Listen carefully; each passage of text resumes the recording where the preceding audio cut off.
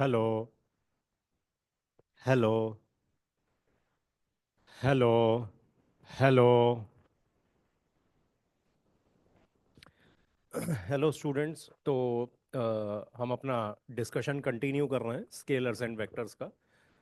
पिछली क्लास में हमने वो बेसिक्स ऑफ वेक्टर्स डिस्कस किए थे। यूनिट वेक्टर के बारे में डिस्कस किया, नल वेक्टर का डिस्कशन किया, वेक्टर के कंपोनेंट्स की बात की। अब हम वेक्टर्स के चैप्टर में आगे प्रोसीड कर रहे हैं। आज की क्लास में हम लोग डिस्कस करेंगे resultant of vectors and vector addition, triangle rule, parallelogram rule, polygon rule, इनको डिस्कस करेंगे। हाँ, तो रिजल्टेंट ऑफ वेक्टर से हम लोग स्टार्ट कर रहे हैं। Resultant of vectors. Resultant of vectors. अब जैसे मान लो हमारे पास कोई दो वेक्टर्स हैं, ठीक है। दो वेक्टर्स हैं, उनके उनका रिजल्टेंट हमने निकालना है। अब ये रिजल्टेंट होता क्या है वैसे? एक स्टेटमेंट लिख रहा हूं। For two vectors A and B, their resultant vector R is given by R vector equal to A vector plus B vector. मतलब दो वेक्टर्स अगर दिए हुए हैं ना, ए वेक्टर और बी वेक्टर, तो उनका जो रिजल्टेंट वेक्टर है उसको आर वेक्टर से अगर डिनोट करें तो वो बन जाता है R equal to A vector plus B vector. इसका मतलब क्या है कि ये दोनों वेक्टर्स कंबाइनली जो इफेक्ट प्रोड्यूस कर रहे हैं ना, ये दोनों वेक्टर्स जो कंबाइंड इफेक्ट प्रोड्यूस कर रहे हैं, वही इफेक्ट एक ये सिंगल वेक्टर प्रोड्यूस करेगा। इसको अगर एक और एग्जांपल लेके हम समझें, देखो, जैसे यहाँ कोई ऑब्जेक्ट पड़ा हुआ है, कोई भी ऑब्जेक्ट पड़ा हुआ है, ठीक है। इस पे दो फोर्सेस लग रही हैं, 2 न्यूटन, और इस तरफ 3 न्यूटन। ठीक है, मतलब एट द सेम टाइम इस ऑब्जेक्ट पे दो फोर्सेस लग रही हैं। एक तो टूवर्ड्स राइट फोर्स लग रही है 2 न्यूटन, और एक ऐसे कुछ एंगल पे अपवर्ड डायरेक्शन में फोर्स लग रही है 3 न्यूटन, ठीक है। इन दोनों फोर्सेस का ना एक रिजल्टेंट डिफाइन किया जा सकता है। देखो, ये हम लोग सब जानते हैं कि यहाँ पर अगर कोई ऑब्जेक्ट रखा हो, इस पे एट द सेम टाइम अगर दो फोर्सेस लग रही हैं, तो ये ऑब्जेक्ट दोनों तरफ, तो फोर्स का पर्पस क्या होता है? फोर्स का पर्पस होता है ऑब्जेक्ट को मूव करना, ठीक है। तो ये वाली फोर्स ऑब्जेक्ट को यहाँ ले जाना चाहेगी, ये F2 अपनी तरफ ले जाना चाहेगी, मगर object at the same time दो तरफ तो नहीं जा सकता है। ऑब्जेक्ट तो किसी एक ओवरऑल डायरेक्शन में जाएगा। किस डायरेक्शन में जाएगा? रिजल्टेंट की डायरेक्शन में जाएगा। देखो, ये दो फोर्सेस हैं, इन दोनों का ना एक रिजल्टेंट डिफाइन किया जा सकता है, ठीक है। इसको लिख दिया Fr। इन दोनों फोर्सेस का एक रिजल्टेंट डिफाइन किया जा सकता है। रिजल्टेंट का मतलब क्या है कि अगर इस ऑब्जेक्ट पे एट द सेम टाइम ये दोनों फोर्सेस लगेंगी ना, तो ये ऑब्जेक्ट एग्जैक्टली इस डायरेक्शन में एक फोर्स या एग्जैक्टली दूसरी फोर्स की डायरेक्शन में नहीं जाएगा, कहीं बीच में जाएगा। कहीं बीच में जाएगा। ये जो बीच वाली फोर्स है ना, इसी को रिजल्टेंट फोर्स बोलते हैं। कहने का ये मतलब है कि इस मास पे इस रिजल्टेंट फोर्स का वही एक्शन है जो ये दोनों फोर्सेस मिलके क्रिएट कर रही हैं। यानी कि चाहे ये दोनों फोर्सेस इस मास पे इकट्ठी लगाई जाए, या फिर ये दोनों फोर्सेस ना लगाई जाए, अकेला ये रिजल्टेंट फोर्स लगाई जाए, तो सिचुएशन एक ही होगी, ठीक है। मतलब जिस तरीके से ऑब्जेक्ट पे इफेक्ट इन दोनों फोर्सेस का एक कंबाइंड ओवरऑल इफेक्ट पड़ेगा ना, वैसे ही अगर इन दो फोर्सेस को हम एब्सेंट मान लें, इन दो फोर्सेस को एब्सेंट मान लें, इनकी जगह बस एक सिंगल ये वाली फोर्स मान लें, तब भी ऑब्जेक्ट पे एग्जैक्टली वही इफेक्ट पड़ेगा जो इन दोनों की वजह से कंबाइंड इफेक्ट था। ये होता है फंडामेंटल रिजल्टेंट का। तो रिजल्टेंट वेक्टर का वही इफेक्ट होता है जो सारे वेक्टर्स का कंबाइंड इफेक्ट होता है, ठीक है। हाँ, ये रब कर देता हूँ, ये तो ऐसे ही समझाने के लिए था। हाँ, तो अब देखो, तो अब जरा इसको वेक्टर की फॉर्म में ड्रॉ कर लेते हैं। ये मान लो ये एक वेक्टर, उसका मैग्नीट्यूड दिखा दिया, ठीक है। ए और बी में से ये वेक्टर ए है, इसका मैग्नीट्यूड दिखा रखा है, और ये वेक्टर इस डायरेक्शन में, दूसरा वेक्टर इस डायरेक्शन में है बी, उसका मैग्नीट्यूड ऐसे ऊपर की तरफ, ठीक है। अच्छा, दोनों वेक्टर्स के बीच में एंगल थीटा। अब देखो, ये तो कॉमन सेंस की बात है कि दो वेक्टर्स का जो रिजल्टेंट होगा ना, दोनों के बीच में ही कहीं होगा।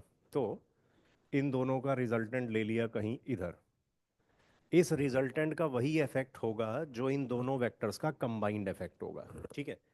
तो देखो, एक तो यहाँ पे रिजल्टेंट का मैग्नीट्यूड मैटर करेगा। मैग्नीट्यूड मतलब अगर दो वेक्टर्स का मैग्नीट्यूड हमें पता है, तो उनके रिजल्टेंट का मैग्नीट्यूड क्या होगा।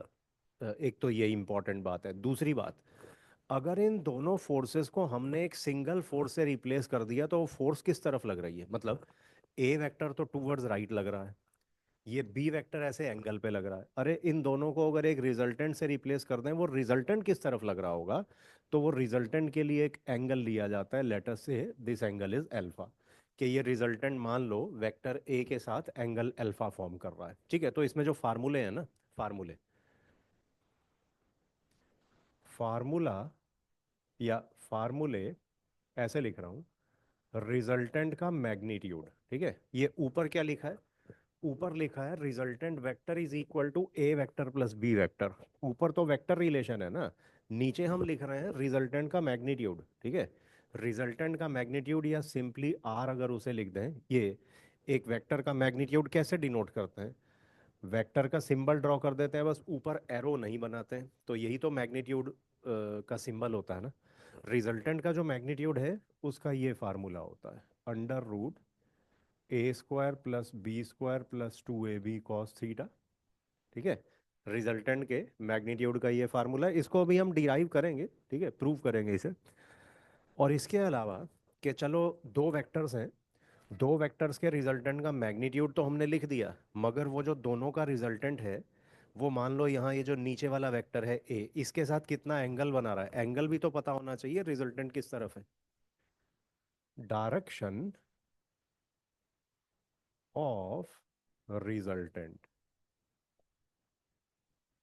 उसके लिए ना, रिजल्टेंट जो वेक्टर ए के साथ एंगल बना रहा है, उसका फार्मूला होता है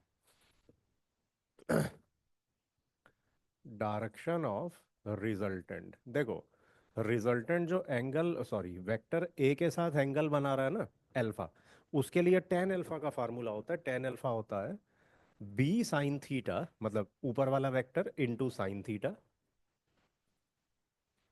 बी साइन थीटा अपॉन ए प्लस बी कॉस थीटा। ये फार्मूला है, ठीक है।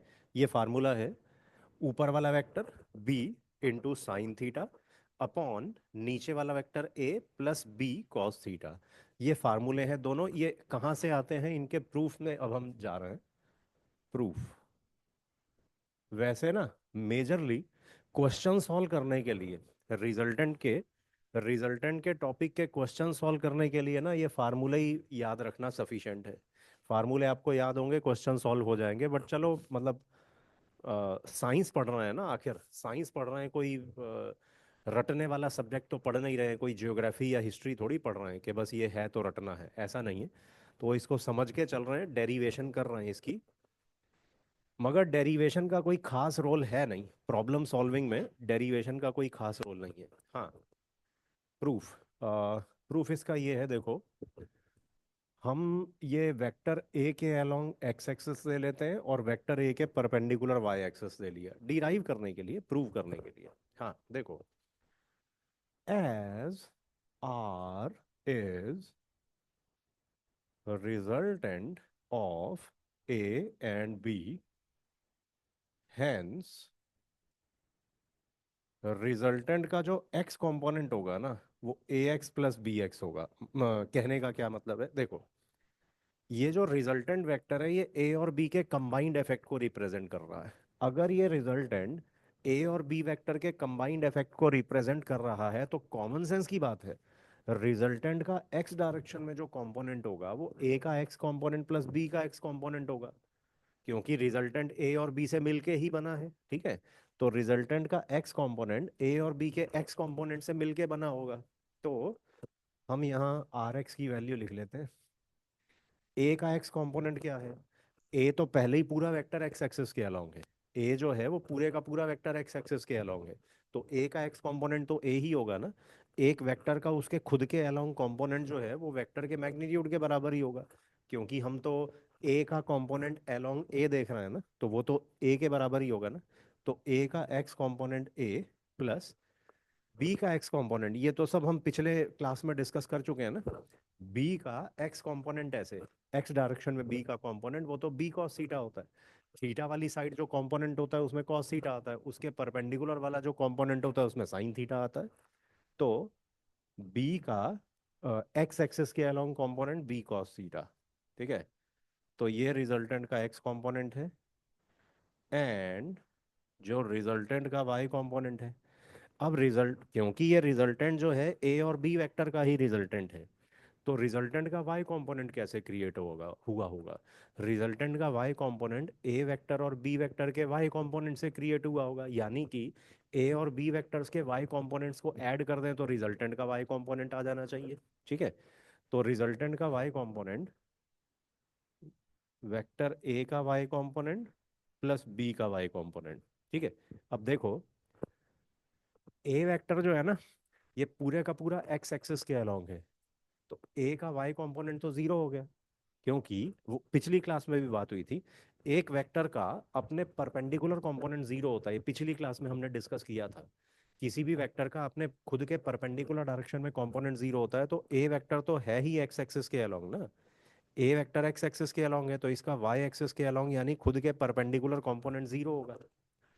तो ए का वाई कंपोनेंट जीरो और बी का वाई कंपोनेंट, जैसा कि हमने पिछली क्लास में डिस्कस किया कंपोनेंट्स ऑफ वेक्टर में, बी का x component B cos theta और बी का वो एक्स के परपेंडिकुलर डायरेक्शन में कंपोनेंट उसमें बी साइन थीटा आता है।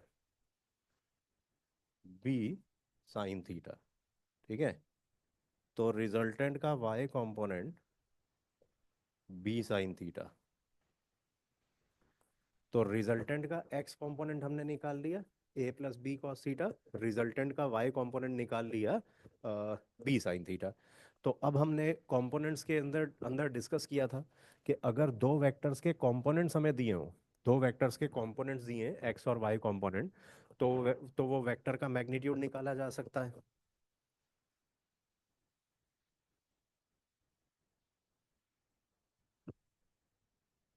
Magnitude of R. एक वेक्टर का मैग्नीट्यूड कैसे निकालते हैं? उनके मतलब रेक्टेंगुलर कंपोनेंट से, ऐसे root R x square plus R y square. ठीक है, यही तो तरीका था, पिछली क्लास में डिस्कस हुआ था ना। अगर रेक्टेंगुलर कंपोनेंट्स दिए हों तो वेक्टर का मैग्नीट्यूड ऐसे निकालते हैं। रिजल्टेंट का एक्स कंपोनेंट ये रहा a plus B cos theta.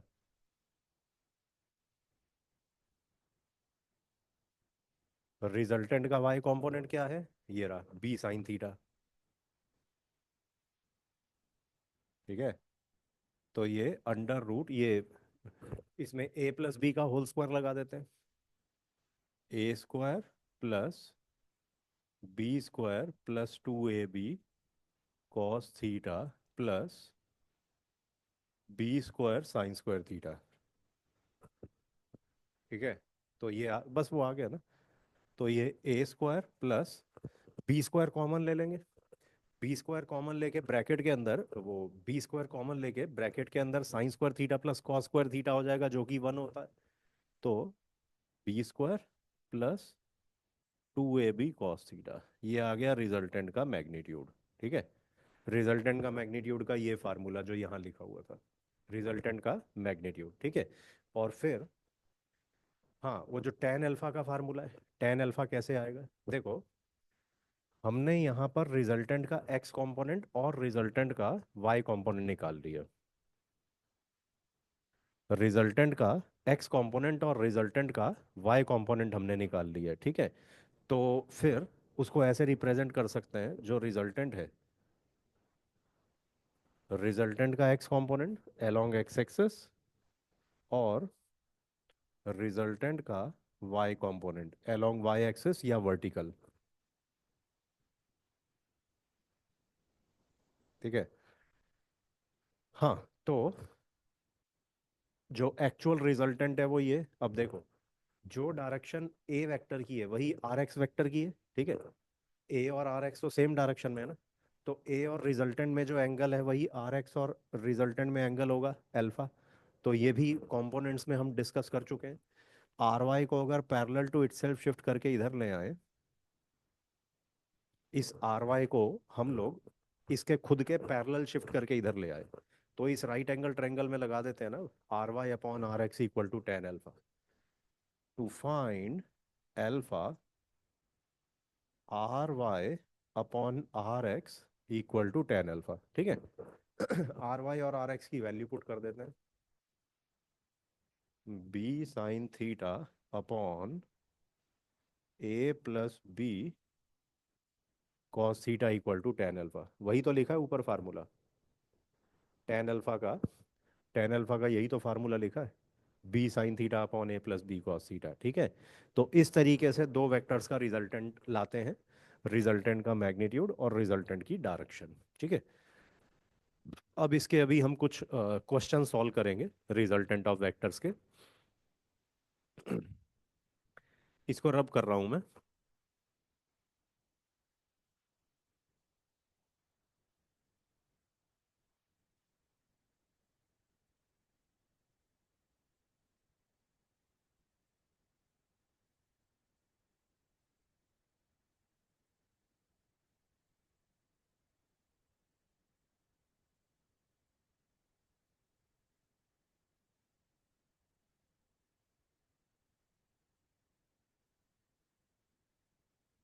हाँ, क्वेश्चन कर रहे हैं इस टॉपिक पे कुछ।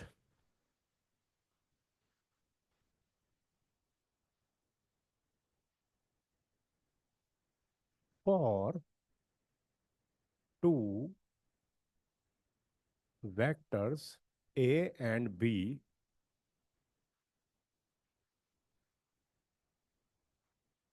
Find the condition such that, first part R, या एक मिनट, फर्स्ट पार्ट है c equal to A plus b and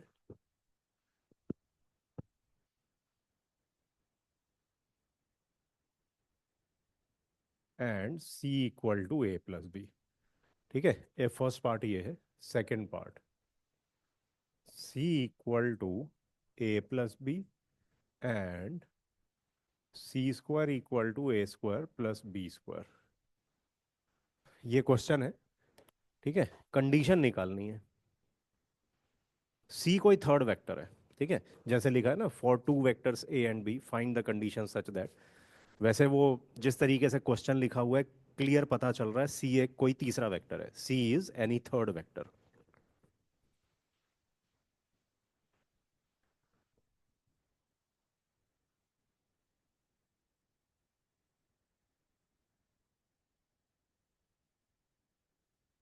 देखो, काफी बच्चे तो इसमें ना देख के थोड़ा कंफ्यूज हो जाते हैं कि ये स- ये भी लिखा है c equal to A plus b, और ये भी लिखा है c equal to A plus b, ये दो बार एक ही चीज क्यों लिखी हुई है? दो बार एक ही चीज क्यों लिखी हुई? C equal to A plus b and c equal to A plus b, ये एक ही चीज को दो बार नहीं लिखा हुआ है, ये दो अलग अलग चीजें हैं। दो अलग अलग चीजें हैं ये, देखो। ये लिखा है, ये ऊपर वेक्टर के साइन है यहाँ पे, और यहाँ वेक्टर के साइन नहीं है। ये लिखा है कि c vector is equal to A vector plus B vector.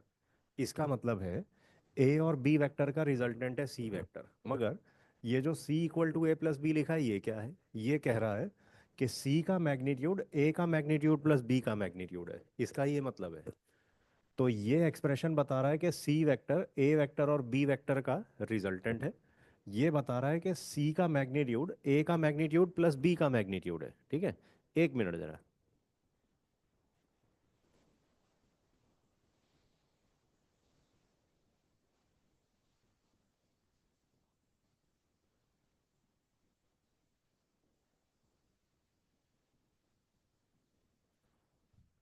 हाँ, तो जो फर्स्ट पार्ट है ना, फर्स्ट पार्ट,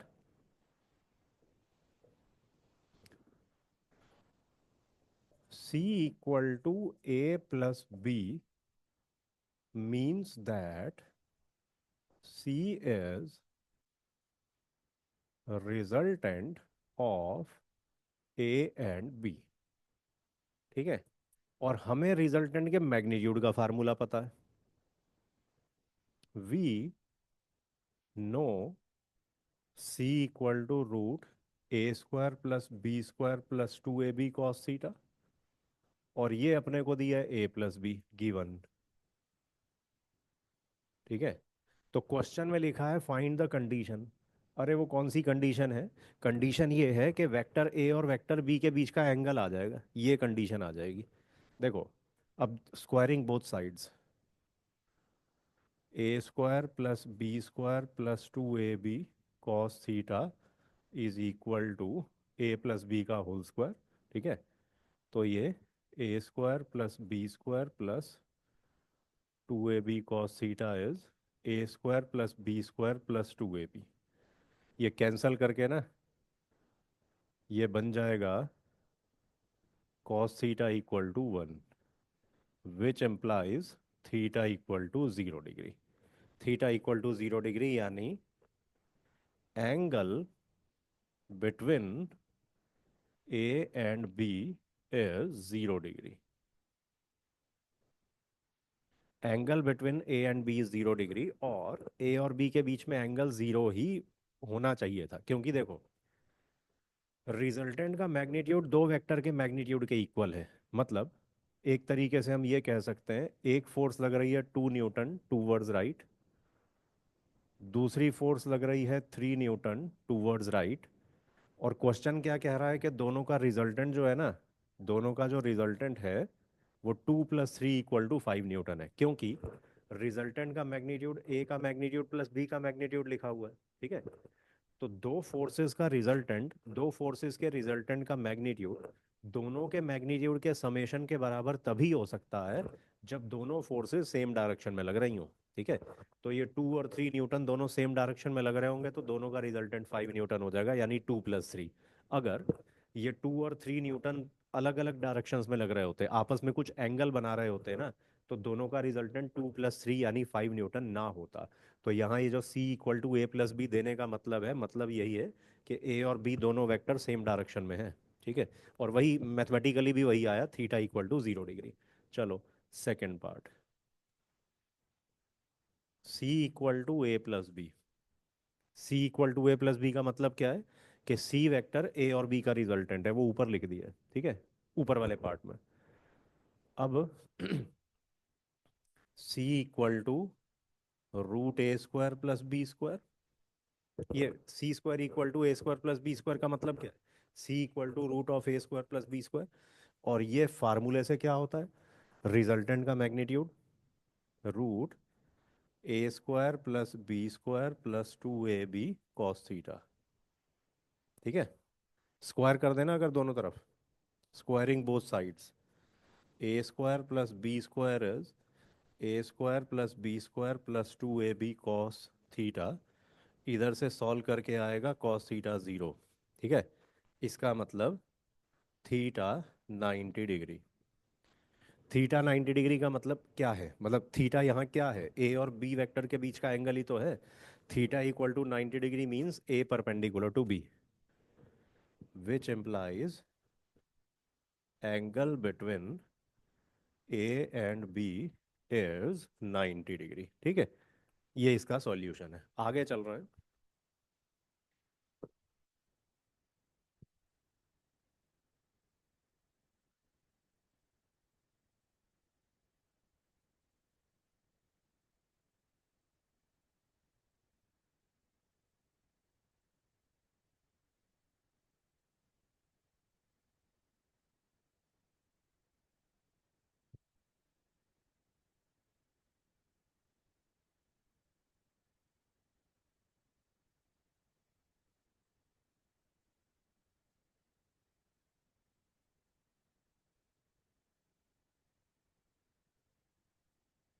हाँ, अगला क्वेश्चन ले रहे हैं।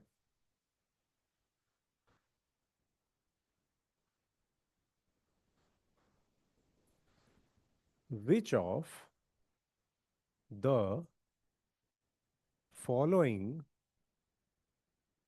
resultant force can't be produced by using two forces of magnitude 3 Newton and 7 Newton. A option 5 Newton, B option 9 Newton, C option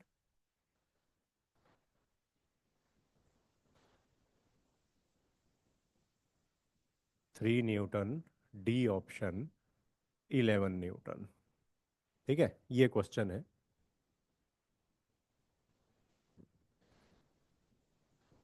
ये 3.5 न्यूटन कर दिया है। सी ऑप्शन 3.5 न्यूटन है।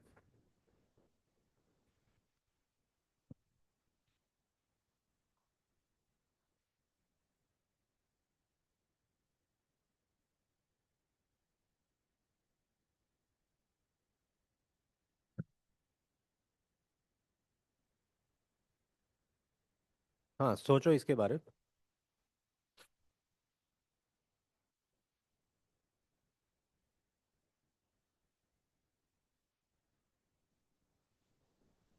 देखो, ऐसा क्वेश्चन ना, एक स्टैंडर्ड इंफॉर्मेशन से इस टाइप का क्वेश्चन सॉल्व किया जाता है। स्टैंडर्ड इंफॉर्मेशन क्या है? देखो, अगर दो फोर्सेस हमारे पास दी हैं 3 न्यूटन और 7 न्यूटन, इन्हीं को यूज करके रिजल्टेंट प्रोड्यूस करना है। तो 3 और 7 न्यूटन को यूज करके जो रिजल्टेंट प्रोड्यूस किया जा सकता है उसकी हमेशा कुछ ना कुछ लिमिट होती होगी। एक 3 न्यूटन की फोर्स और एक 7 न्यूटन की फोर्स इस्तेमाल करके कोई 20 न्यूटन का रिजल्टेंट तो प्रोड्यूस नहीं किया जा सकता, या 50 न्यूटन का रिजल्टेंट तो नहीं प्रोड्यूस कर सकते। एक फोर्स 3 न्यूटन की है, दूसरी है 7 न्यूटन की। इनका यूज करके 50 न्यूटन रिजल्टेंट आ सकता है? 50 न्यूटन नहीं आ सकता है। तो दो दो फोर्सेस का जो रिजल्टेंट है ना, वो हमेशा एक रेंज में लाई करता है, कुछ लिमिट्स में लाई करता है। तो ये इंफॉर्मेशन होना जरूरी है। तो वो जो हमने दो वेक्टर्स का रिजल्टेंट डिस्कस किया था ना, उसकी तरफ उसका एक रिजल्ट, उसी के अंदर एक और रिजल्ट आता है, वो डिस्कस कर रहे हैं। Note, if R is resultant of A and B, then अगर R वेक्टर A वेक्टर और B वेक्टर का रिजल्टेंट है ना, then A minus B less than equal to R less than equal to A plus B. मतलब जो दो vectors का resultant है ना, वो एक एक रेंज में लाई करता है, वो कुछ उसकी वैल्यू कुछ भी नहीं हो सकती है। रिजल्टेंट की minimum value a minus B तक जा सकती है, assuming a is more than b। a को b से बड़ा मान के चल रहा है। तो रिजल्टेंट की मिनिमम वैल्यू, रिजल्टेंट के मैग्नीट्यूड की minimum value a minus B तक जा सकती है, मैक्सिमम वैल्यू उसकी a प्लस बी तक जा सकती है। उसका लॉजिक क्या है देखो। Because because r equal to root A square plus B square plus 2ab cos theta. ठीक है। If r is maximum, then cos theta equal to +1। देखो, दो वेक्टर्स का गिवन मैग्नीट्यूड है, मतलब दो वेक्टर्स जो a और b हैं उनका मैग्नीट्यूड गिवन है कि इतना है। ठीक है। तो a और b यानी कि कांस्टेंट्स हैं। तो r कब मैक्सिमम होगा? जब cos थीटा मैक्सिमम हो जाए। cos थीटा की मैक्सिमम वैल्यू 1 होती है। cos थीटा की मैक्सिमम वैल्यू +1 होती है। ठीक है। cos थीटा जब +1 है ना, तो जो रिजल्टेंट होगा वो आर मैक्स होगा। और ये रूट के अंदर क्या हो जाएगा? A square plus B square plus 2ab cos theta. Cos theta की वैल्यू 1 डाल दी, तो रूट के अंदर ये a प्लस बी का होल स्क्वायर हो जाएगा। a प्लस बी के होल स्क्वायर का रूट वो a प्लस बी हो जाता है। आर मैक्स हो जाएगा a प्लस बी। ठीक है। इफ एक मिनट।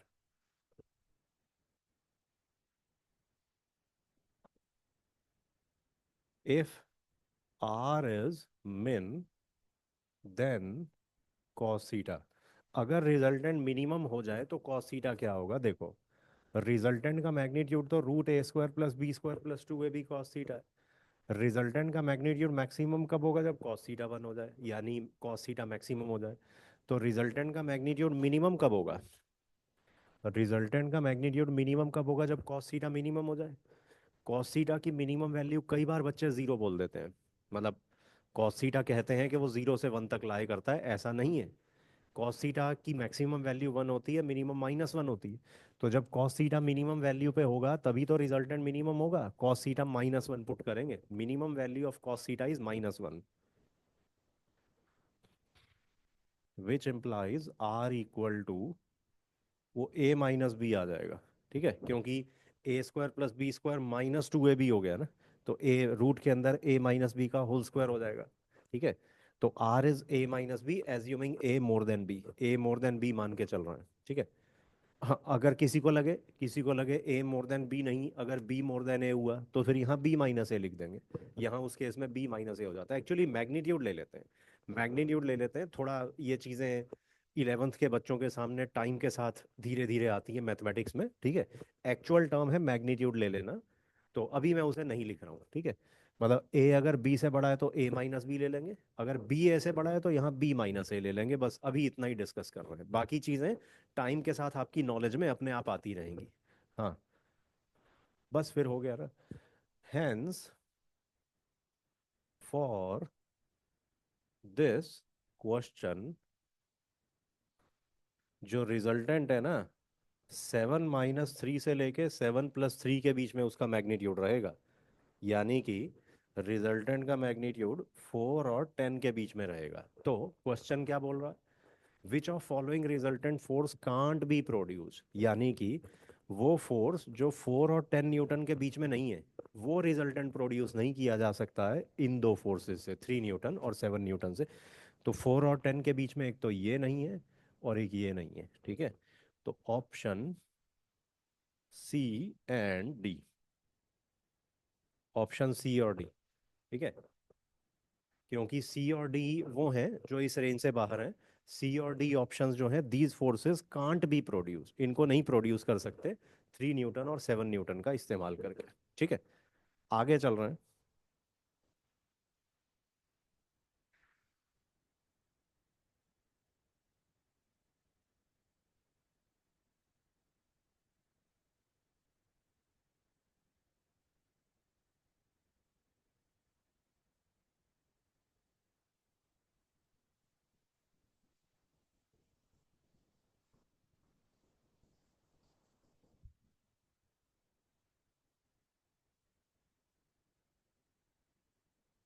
अगला question, sum of magnitudes of two forces is 18 newton, their resultant their resultant force is 12 Newton and it is perpendicular to one of the forces. Find these two forces. Find these two forces. हाँ, कर लो try.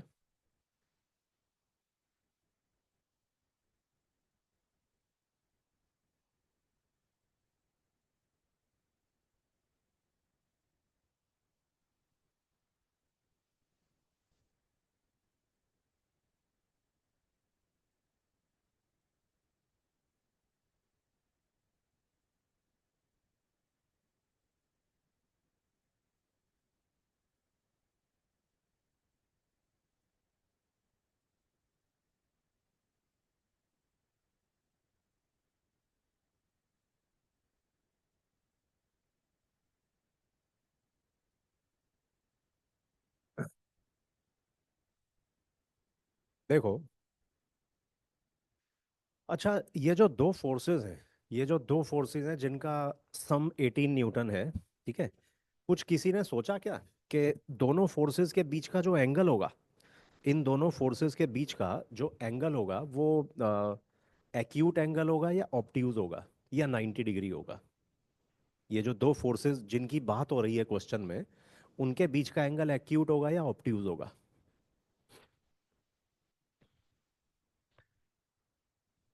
Generally इसका answer बच्चे दे देते हैं, इन दो forces के बीच का angle ना ऑब्ट्यूज होगा।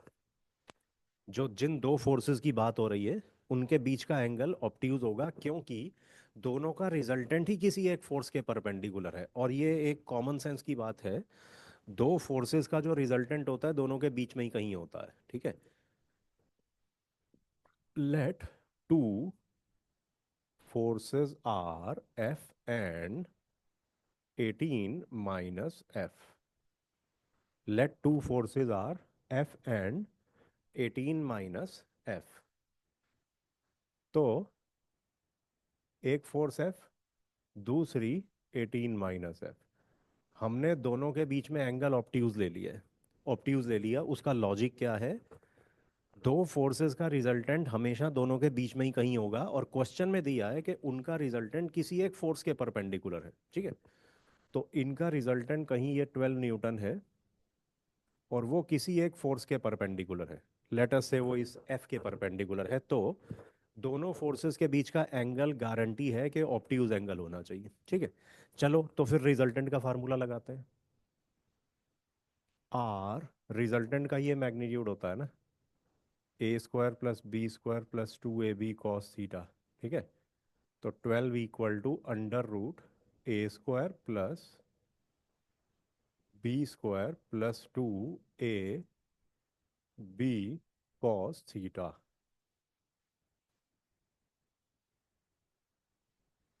ठीक है।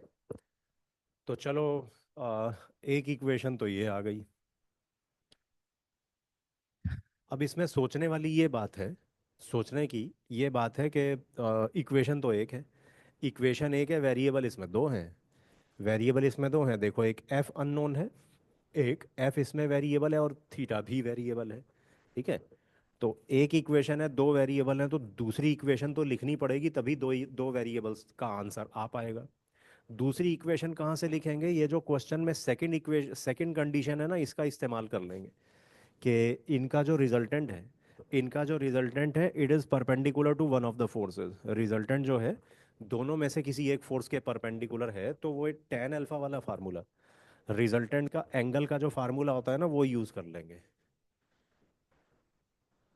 As we know, tan alpha = b sin theta upon a + b cos theta. ये क्या था देखो, एक वेक्टर ए था, दूसरा बी था, रिजल्टेंट ए और बी के बीच का एंगल थीटा, रिजल्टेंट और एंगल ए के बीच का एंगल अल्फा, रिजल्टेंट और वेक्टर ए के बीच का एंगल अल्फा। तो अब यहाँ इंटरेस्टिंगली, इंटरेस्टिंगली अल्फा जो है वो 90 डिग्री है, ठीक है। बी कौन सा है? ऊपर वाला vector 18 - f sine theta upon ए प्लस बी कॉस थीटा। और ये आपको पता ही है, टेन 90 तो इन्फिनिटी होता है, टेन 90 इन्फिनिटी होता है। अब ये थोड़ा अजीब सी कंडीशन है कि ये जो हमने यहाँ पे लिखा, उसके इक्वेशन के एक साइड तो इन्फिनिटी ही आ गया, इक्वेशन के एक साइड इन्फिनिटी आ गया। अब ये सॉल्व कैसे हो? ठीक है, मतलब ये पूरी क्वांटिटी इन्फिनिटी के बराबर आ गई ना, ये सॉल्व कैसे करें? सोचो।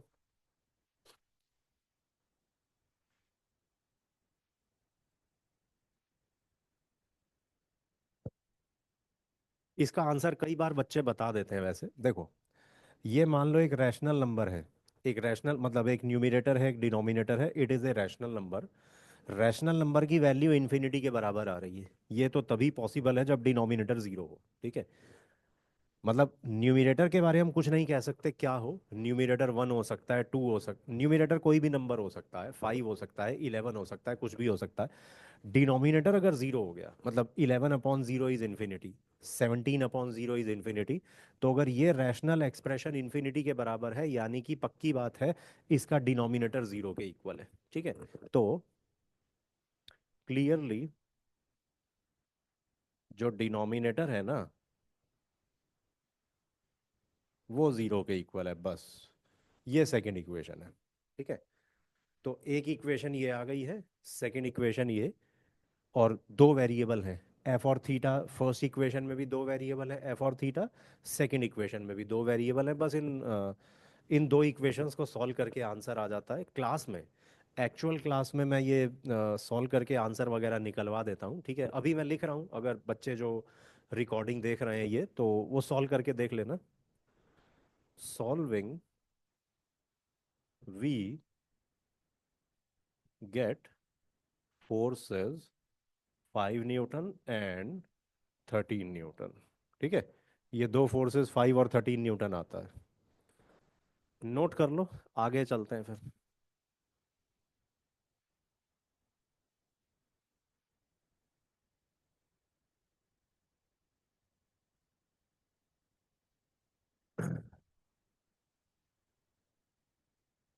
इसको रब कर रहा हूँ अब मैं।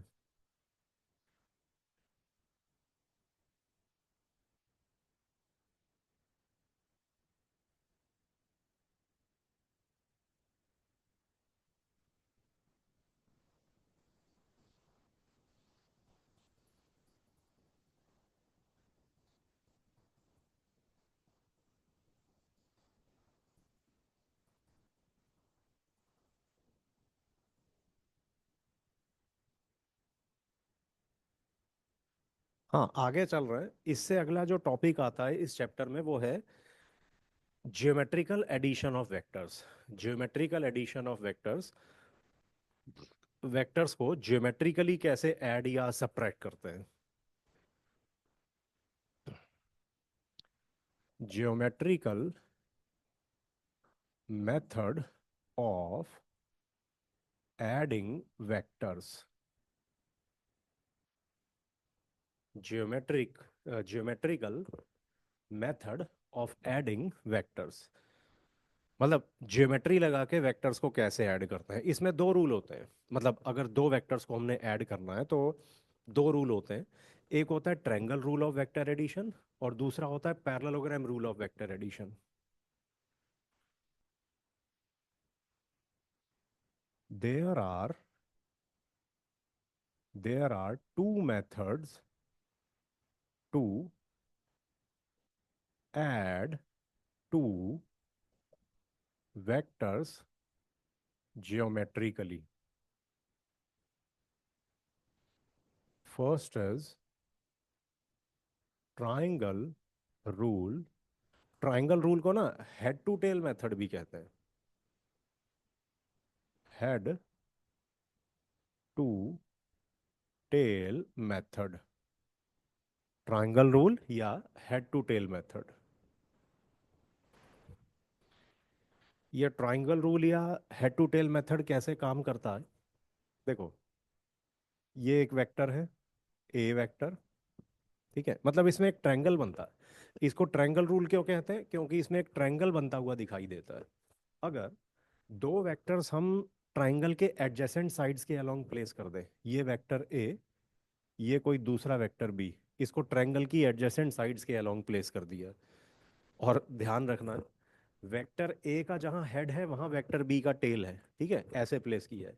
तो इन दोनों का जो रिजल्टेंट होता है ना, इन दोनों का जो वेक्टर समेशन होता है, it is third side of triangle taken in reverse order. Reverse order मतलब फर्स्ट वेक्टर के टेल से सेकंड वेक्टर के हेड की तरफ होता है इनका जो रिजल्टेंट वेक्टर है। तो ये लिख देता हूं मैं। For triangle shown C equal to A plus B. ठीक है, हाँ इधर मैं लिख रहा हूं note, head of vector A must coincide with tail of b. Head of vector A must coincide with tail of B. मतलब ऐसे नहीं है कि कुछ भी उठा के ट्रायंगल बना दिया, ऐसे नहीं होता। मतलब ये जो ट्रायंगल बनाना है बड़ा सिस्टम से बनाया जाता है। सिस्टम से ये ट्रायंगल बनाया जाता है। वेक्टर ए का जो हेड है ना, it must coincide with tail of vector B. मतलब वेक्टर ए का जहाँ हेड होता है वहां से बी का टेल स्टार्ट करते हैं, और ए और बी का resultant third side of triangle होता है, जो कि वेक्टर ए के टेल से वेक्टर बी के हेड की तरफ जा रहा होता है। ठीक है। इसको ट्रायंगल रूल क्यों कहते हैं? इसको ट्रायंगल रूल इसलिए कहते हैं क्योंकि एक ट्रायंगल बनता हुआ दिख रहा है। ठीक है। हेड टू टेल मेथड क्यों बोलते हैं? हेड टू टेल मेथड इसलिए बोलते हैं क्योंकि देखो, फर्स्ट वेक्टर के हेड के साथ सेकंड का टेल कोइंसाइड कर रहा है ना। फर्स्ट वेक्टर के हेड के साथ सेकंड का टेल कोइंसाइड कर रहा है, hence it is called head to tail method. और जो सेकंड होता है ना, second, that is parallelogram rule. Parallelogram rule of vector addition. Parallelogram rule of vector addition क्या होता है? पैरेललोग्राम रूल को पैरेललोग्राम रूल इसलिए कहते हैं क्योंकि इसमें एक पैरेललोग्राम बनता है। देखो, अगर दो वेक्टर्स को हम along adjacent sides of parallelogram place कर दें। ठीक है, ये दो वेक्टर्स हैं ए और बी, जिनको एडजेसेंट साइड्स ऑफ पैरेललोग्राम के अलोंग प्लेस किया। मतलब ए और बी के टेल यहाँ कोइंसाइड कर रहे हैं। ठीक है, पैरेललोग्राम बना देते हैं। ये ए के पैरेलल एक लाइन ड्रॉ कर दी, इधर से बी के पैरेलल एक लाइन ड्रॉ करके पैरेललोग्राम कंप्लीट कर दिया। तो इस केस में ना, वेक्टर ए और वेक्टर बी का जो रिजल्टेंट होता है, it is actually along diagonal of this parallelogram. इन दोनों का जो रिजल्टेंट होता है ना, see, it is along diagonal of parallelogram. ये लिख रहा हूं मैं। If vectors a and b are along adjacent sides of parallelogram such that their tails coincide, then their resultant is along diagonal। ठीक है, इधर लिख देता हूं c equal to a plus B. Note कर लो।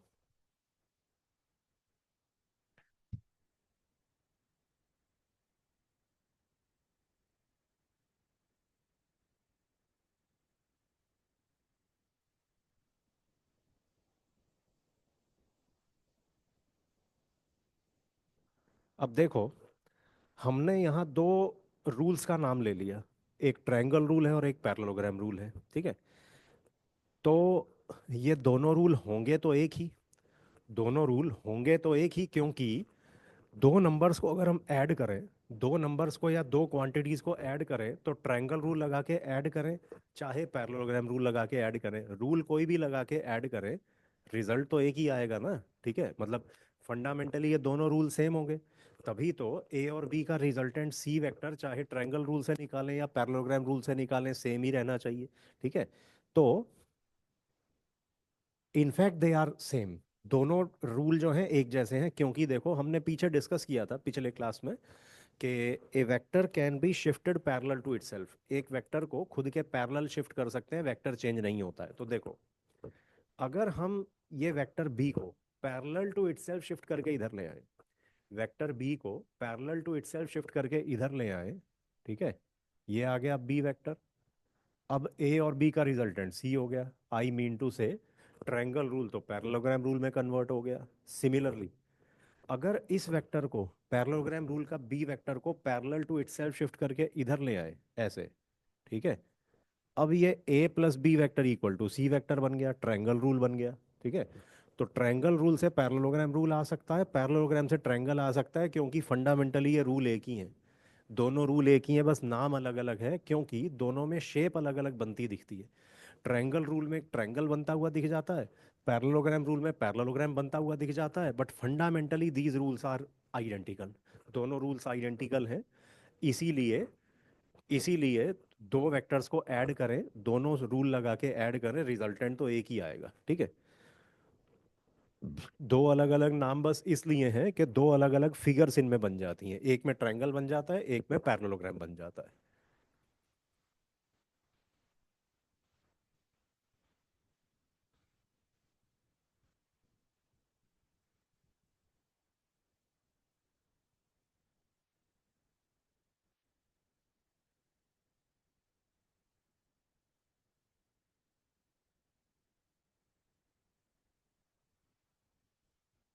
हाँ, अब इसके बाद, हाँ अब देखो, हमने ये वेक्टर एडिशन की बात की है। ये सेम काम वेक्टर सब्ट्रैक्शन में भी किया जा सकता है। मतलब अगर ज्योमेट्रिकली हमने ए में से बी वेक्टर माइनस करना है, ए माइनस बी निकालना है, उसका डिस्कशन कर लेते हैं। To subtract two vectors geometrically, geometrically, to subtract two vectors geometrically. तो लेट अस से ये वेक्टर ए और एक कोई दूसरा वेक्टर दिया है बी। हमने अब a माइनस बी निकालना है, ठीक है। ज्योमेट्रिकली वेक्टर a में से वेक्टर b हमने माइनस करना है। कैसे करेंगे उसमें? Geometrically a vector minus b vector निकालना है।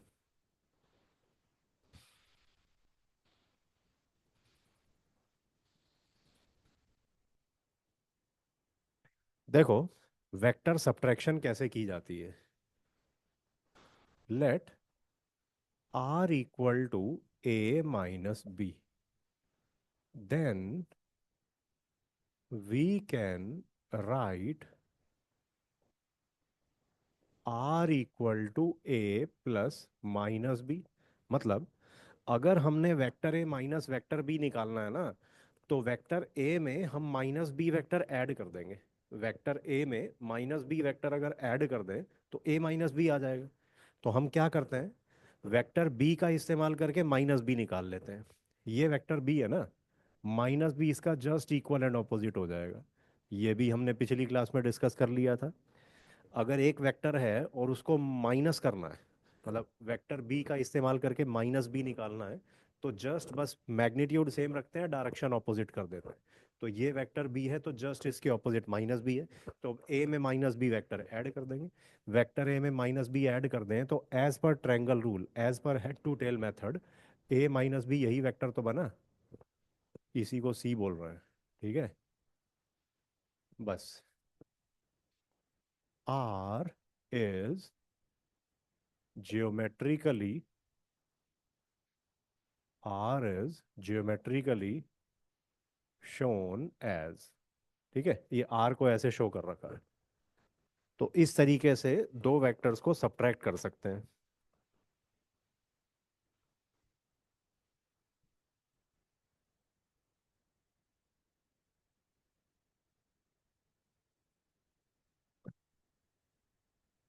अब देखो,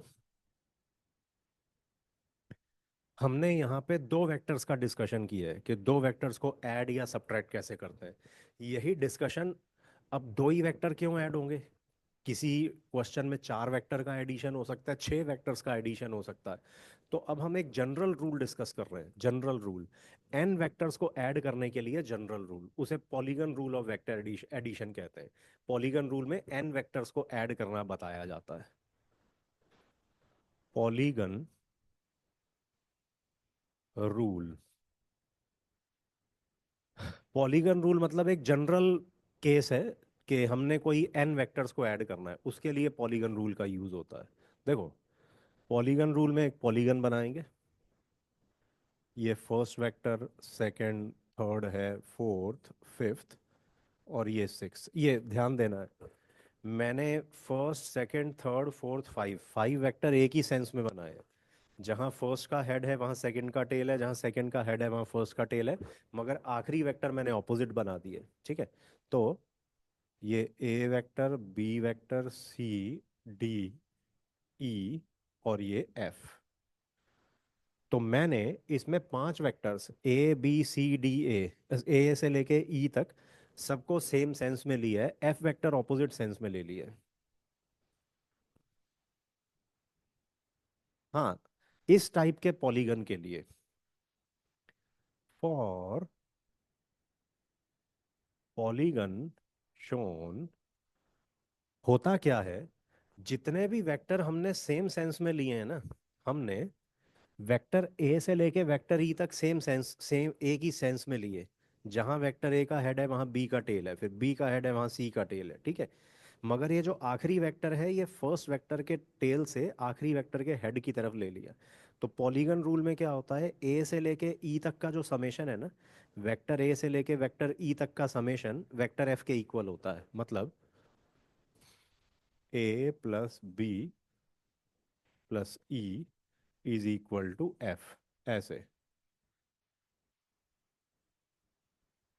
पॉलीगन रूल ये होता है, ठीक है। यहाँ तो बाय चांस छह साइड बन गई, बाय चांस ये हेक्सागन बन गया। हेक्सागन होने की भी जरूरत नहीं है, कितनी भी साइड्स हो इस पॉलीगन की, ये पॉलीगन रूल सेट होल्ड करता है, ठीक है। तो इन सब का समेशन एफ के इक्वल होगा।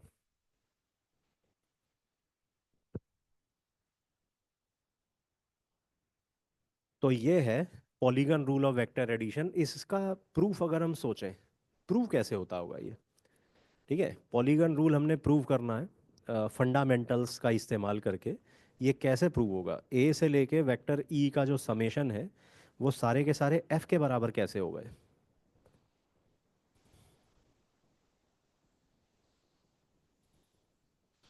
इसका जो प्रूफ होता है ना, इसका प्रूफ ट्रायंगल रूल से ही किया जाता है। मल्टीपल टाइम्स हम ट्रायंगल रूल लगाते हैं। देखो, पहले ये ए और बी के लिए ट्रायंगल रूल लगा देंगे।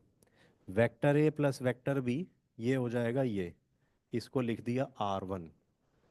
वेक्टर ए और वेक्टर बी पे ट्रायंगल रूल लगा दिया ना, vector A plus vector b equal to R1 vector. तो प्रूफ, प्रूफ इसका ये रहेगा, a plus b plus c plus d plus e, इसको किसके इक्वल लिख सकते हैं, ए और b. A plus b by triangle rule दे R equal to R1 vector, equal to R1 vector plus c plus d plus e, ठीक है। अब ये ट्रायंगल रूल बार बार लगता है, ठीक है। अब बताओ ये अगला ट्रायंगल रूल कैसे लगेगा। अगला ट्रायंगल रूल बच्चे जनरली इसका बता देते हैं, देखो। नेक्स्ट ट्रायंगल रूल लगाएंगे, R1 और C को ऐड कर देंगे, R1 वेक्टर और C वेक्टर को ऐड कर देंगे, उससे ये अब एक और वेक्टर आ जाएगा। R1 vector plus C vector will give this vector, R2 vector. R1 plus C will give R2 vector. अब हम देख सकते हैं, R2 वेक्टर और D वेक्टर को अगर ऐड कर दें, मतलब ट्रायंगल रूल ही बार बार लगाना बस। R1 वेक्टर और D वेक्टर को ऐड कर दें, ये आ जाएगा, ये आ जाएगा R3 vector. R2 vector plus D, अच्छा पहले ये लिखेंगे, फिर R2 vector plus D vector add करके R3 वेक्टर आ गया। और फाइनली, फाइनली ये जो R3 प्लस ई है, फाइनली बस इसमें एक ट्रायंगल रूल लगा देते हैं, R3 vector plus E vector, R3 vector plus E vector, it will give F vector, ठीक है। Hence proved.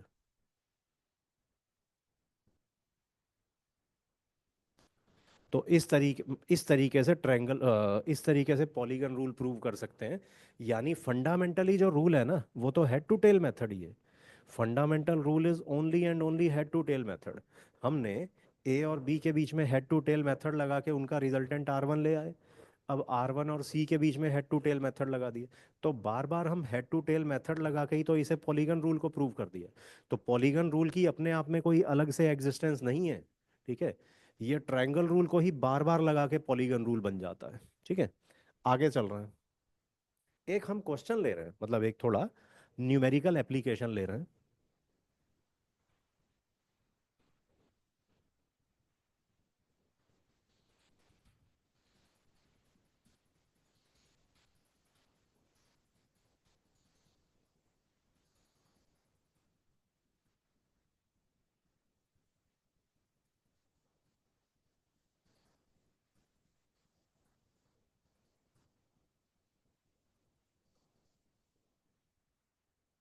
हाँ, मैं क्वेश्चन लिखवा रहा हूँ। A man moves 5 metre due east.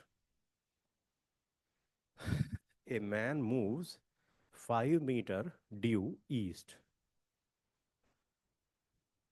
then he moves 6 √3 meter along 60 degree north of east. Then he moves 6 √3 meter along 60 degree north of east. Then he moves 5 √2 meter along. Then he moves 5 √2 meter along northwest. Finally, he moves 3 meter along south.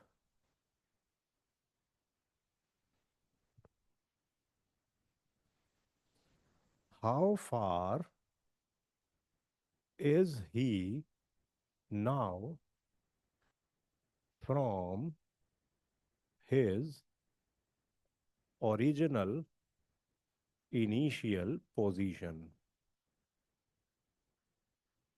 Give answer in meters. Give answer in meters. हाँ, note कर लो, सोचो इसके बारे में।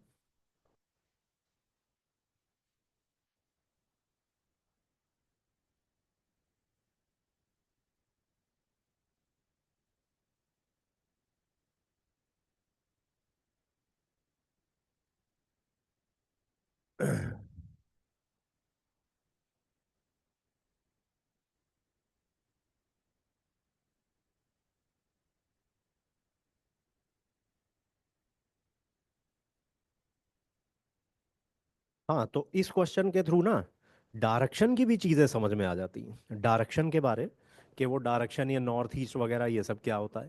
ठीक है, कई बार बच्चों को ये थोड़ा इलेवेंथ में स्टार्टिंग में ये डायरेक्शंस की इतनी नॉलेज नहीं होती है। ठीक है, तो इस क्वेश्चन के थ्रू थोड़ा डायरेक्शंस का भी ढंग से नॉलेज डेवलप हो जाती है। हाँ, देखो, पहले हम थोड़ा डायरेक्शंस के बेसिक्स डिस्कस कर रहे हैं।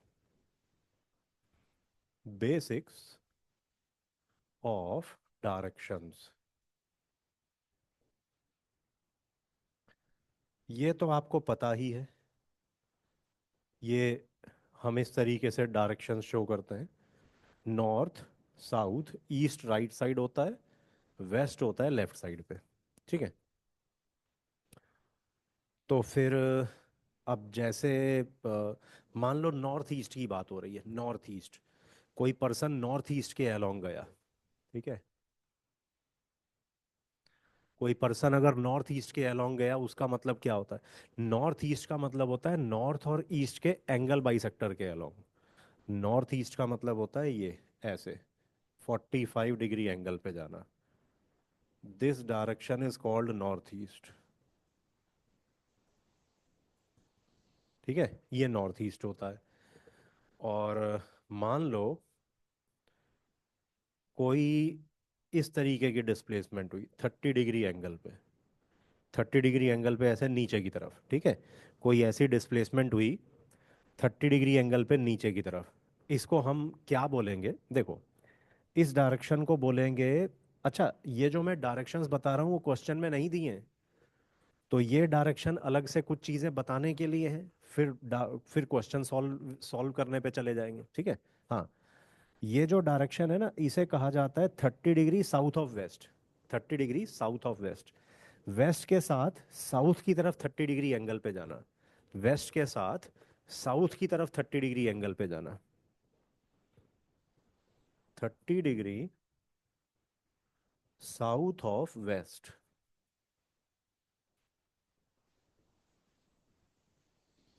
30 डिग्री साउथ ऑफ वेस्ट है ये।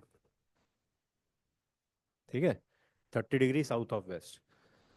और मान लो इधर ले गए कि 60 डिग्री। अब ये ईस्ट के साथ साउथ की तरफ 60 डिग्री एंगल है। ये जो डायरेक्शन है ईस्ट के साथ साउथ की तरफ 60 डिग्री पे है। तो ये आ जाता है 60 degree south of east.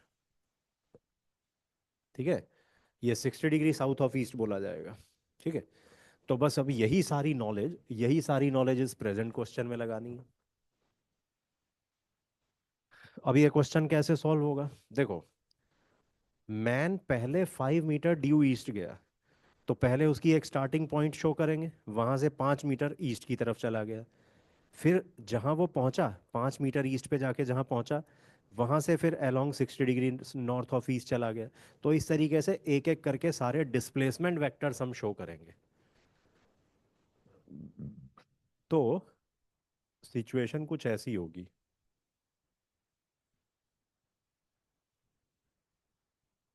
East, ये नॉर्थ।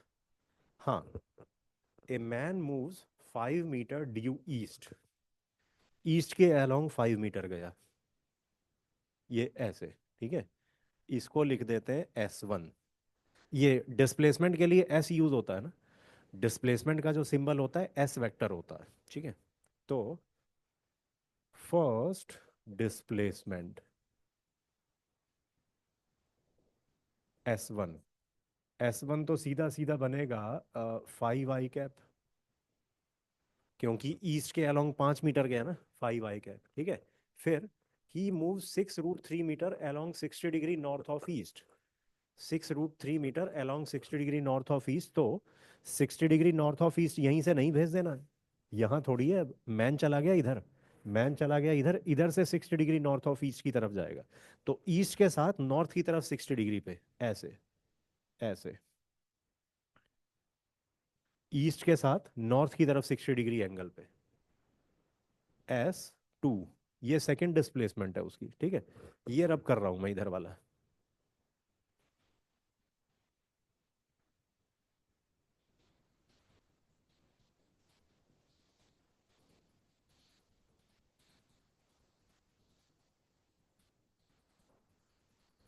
हाँ, तो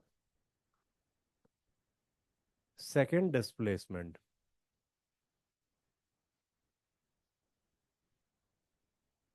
S2। अब देखो, सेकेंड डिस्प्लेसमेंट का मैग्नीट्यूड कितना है? 6√3। मगर हमें तो आई कैप और जे कैप की फॉर्म में लिखना है।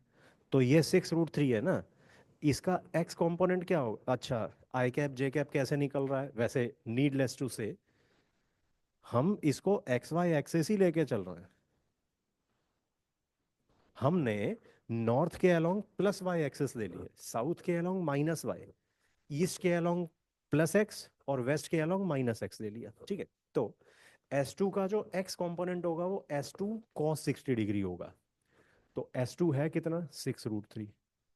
6√3 cos 60 degree along positive x axis i cap. ठीक है, फिर ये 6√3 का y component, 6√3 sin 60 degree, 6√3 sin 60 degree j cap. तो ये जो रेक्टेंगुलर कंपोनेंट्स है ना, ये पूरी फिजिक्स में यूज होते रहते हैं, ऐसा नहीं है बस इसी चैप्टर में यूज होंगे, पूरी फिजिक्स में यूज होते रहते हैं ये। तो ये आ गया 3√3 i cap plus 9 j cap. ठीक है, S2 वेक्टर। अब S3 लिख लेते हैं। S3 क्या था? Then he moves 5√2 metre along north west. देखो, अब ये मैन इधर पहुंच गया ना, तो मैन के लिए तो अब डायरेक्शंस ये हैं, नॉर्थ ये है, साउथ ये, वेस्ट इधर, ईस्ट राइट साइड पे। नॉर्थ वेस्ट के along 5√2 metre, north west, north और वेस्ट के एंगल बाई सेक्टर के अलोंग ऐसे। ये है S3 45 डिग्री एंगल पे, 45 डिग्री एंगल पे। तो S3, अब देखो, S3 5√2 है ना, तो इसका x कंपोनेंट क्या होगा? 5√2 cos 45 degree, 5√2 cos 45 degree minus i cap लेना है, minus i cap negative x direction में। ठीक है, और 5√2 sin 45 degree j cap. Plus 5√2 sin 45 degree j cap minus 5 i cap plus 5 j cap.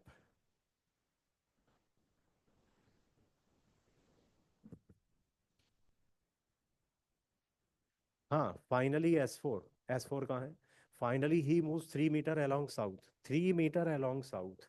South तो ऐसे नीचे की तरफ है ना, तो बस यहीं से वो आ गया नीचे ऐसे, यहीं से वो आ गया नीचे S four 3 metre along south -3 J cap. ठीक है।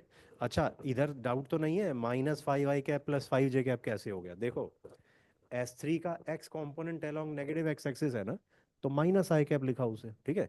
S3 का y component plus Y axis के अलोंग है, तो उसके साथ प्लस जे कैप लिख दिया, सिंपल है। ठीक है। हाँ, अब S4 क्या है? साउथ के अलोंग 3 मीटर, तो वो फिर -3 जे कैप होगा ना, नीचे की तरफ नेगेटिव वाई एक्सिस के अलोंग। तो हम लोग S1 वेक्टर, S2, S3 और S4 लिख चुके हैं। क्वेश्चन क्या कह रहा है? How far is he now from his initial position? Initial position ये थी, घूम घुमा के इधर पहुंच गया, तो फाइनली वो कहाँ है? फाइनल पोजीशन उसकी इधर है, ओरिजिनल इनिशियल पोजीशन इधर थी। तो ओवरऑल डिस्प्लेसमेंट तो यही हुई ना, ओवरऑल डिस्प्लेसमेंट तो यही हुई उसकी S net. And this is the applications of vector. ये एस नेट जो है पॉलीगन रूल से आ जाएगा। पॉलीगन रूल से हम नेट डिस्प्लेसमेंट निकाल सकते हैं। Net displacement equal to S net, S1 plus S2 plus S3 vector plus S4 vector. देखो, अब देखो, कोई स्टूडेंट कहे हमें यहाँ वेक्टर्स में जाने की क्या ज़रूरत है, मैं तो अपना सोच सोच के कोऑर्डिनेट से ही निकाल लूंगा। यहाँ ओरिजिन से चल पड़ा वो, ये आ गया 5,0, 5,0 आ गया, फिर मुझे पता है ये 6√3 है। अब मैं ये trigonometry sine theta cos theta और टेन 60 डिग्री वगैरह यूज़ करके ये कोऑर्डिनेट निकाल लूंगा। ये 45 डिग्री है, ये डिस्टेंस पता है, अब ये कोऑर्डिनेट निकाल लूंगा। ऐसे कर कर आके मेरा आंसर आ जाएगा, बिल्कुल आ जाएगा। इस क्वेश्चन को सॉल्व करने के लिए हमें वेक्टर नोटेशन या पॉलीगन रूल की ज़रूरत है ही नहीं। ठीक है। ये क्वेश्चन तो ऐसे बच्चा दिमाग लगा के कोऑर्डिनेट ज्योमेट्री से भी कर लेगा। मगर ये डिस्प्लेसमेंट 3D में भी हो सकती हैं, ये डिस्प्लेसमेंट 3 डायमेंशन में भी हो सकती हैं। मान लो कोई मच्छर है, मॉस्किटो, मॉस्किटो उड़ रहा है। मॉस्किटो एक जगह से उड़ के रूम में दूसरी जगह पे पहुंच गया, दूसरी जगह से उड़ के सामने वाली दीवार पे पहुंच गया, वहां से उड़ के छत पे चला गया, छत से उड़ के जाके ट्यूबलाइट पे जाके बैठ गया। तो मॉस्किटो तो 3 डायमेंशन में मूव कर रहा है ना। अब उसके इसमें कोऑर्डिनेट कैसे लगाओगे? 3 डायमेंशन में मॉस्किटो मूव कर रहा है, एक्स वाई और जेड एक्सिस के अलोंग जा रहा है, स्पेस में इधर उधर घूम रहा है। तो ऐसे केसेस में तो वेक्टर नोटेशन चाहिए होगी।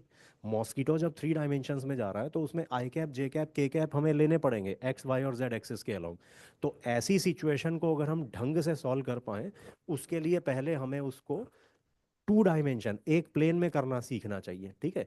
तो वेक्टर नोटेशन का इस्तेमाल करना, पॉलीगन रूल लगाना हेल्पफुल टेक्निक है, क्योंकि 2D में तो हम कोऑर्डिनेट्स का इधर उधर जुगाड़ करके निकाल लेंगे, बट 3D में जब वेक्टर्स इधर उधर होंगे, फिर कैसे करेंगे? तो इसलिए जब 3 डायमेंशन में इधर उधर डिस्प्लेसमेंट्स है ना, तो आई कैप जे कैप के कैप नोटेशन की जरूरत पड़ती है, और फिर हम पॉलीगन रूल ही लगा पाते हैं। 3 डायमेंशन में पॉलीगन रूल ही लगा पाते हैं, उसमें कोऑर्डिनेट्स का इधर उधर हिसाब किताब नहीं लग पाएगा। ठीक है। हाँ, तो बस अब तो हो गया। तो ये S1 वेक्टर, S2, S3 और S4 वेक्टर्स को ऐड करने के लिए आई कैप के कॉफिशेंट्स अलग से ऐड करते जाते हैं, जे कैप के कॉफिशेंट अलग से ऐड करते हैं। तो इसका आई कैप 5 है, इसका 3√3, 5 + 3√3, थर्ड का -5, फोर्थ का नहीं, उसका तो -3 जे कैप है, आई कैप प्लस S1 का तो जे कैप है ही नहीं, S2 का 9 जे कैप, S3 का 5 और S4 का -3। ठीक है। तो ये सॉल्व करके आ गया 3√3 आई कैप प्लस 11 जे कैप। ठीक है। बस अब फाइनल आंसर लिख दूं मैं साइड पे?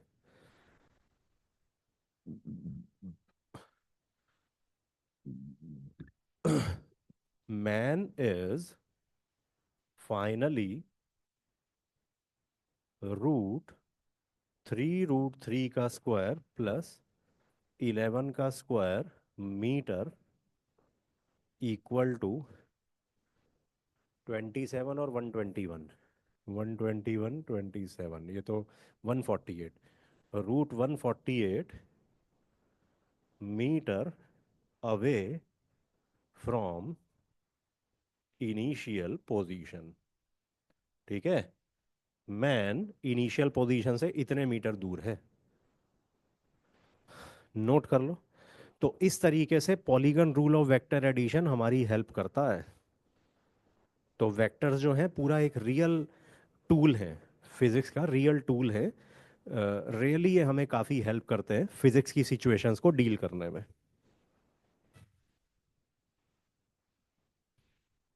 ठीक है, तो चलो इसके साथ हम मैं फिर ये वाली वीडियो एंड कर रहा हूँ, और बाकी आगे नेक्स्ट टॉपिक्स पे अब हम जाएंगे। ठीक है, okay, enjoy your day, have a nice day, all of you, bye.